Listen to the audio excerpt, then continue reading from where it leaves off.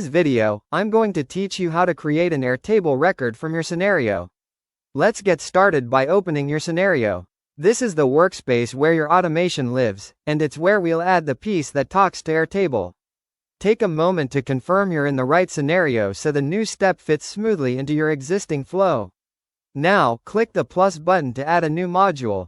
This opens the catalog of apps and actions you can plug into the scenario. In the search field, type Airtable so the integration appears right away.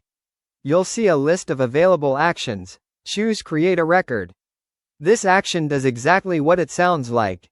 It inserts a new row into an Airtable table whenever your scenario runs, using the data you provide. Next, you'll need to connect your Airtable account. Click Add Connection. A small window will prompt you for credentials. Have your Airtable API key ready and paste it into the field provided. Keep this key private and never share it publicly. If there's an option to name the connection, pick something descriptive so you can recognize it later, especially if you manage multiple bases. With the connection established, select the base you want to work with.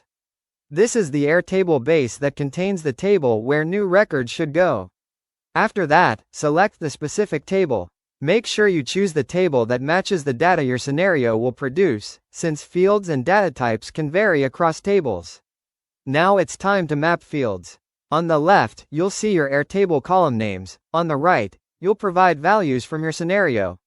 Map every required field first to avoid errors. Match data types carefully: dates to date fields, numbers to numeric fields, and single or multiple selects to the exact option names defined in Airtable.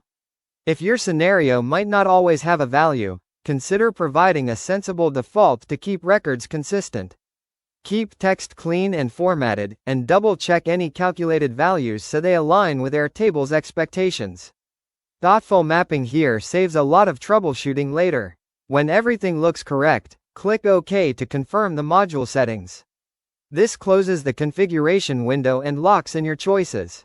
Finally, click Save to preserve your scenario changes. Saving ensures your new Airtable Create a Record step is ready the next time your scenario runs, capturing data exactly where you want it. And that's it, you've connected your scenario to Airtable and set it up to create records reliably.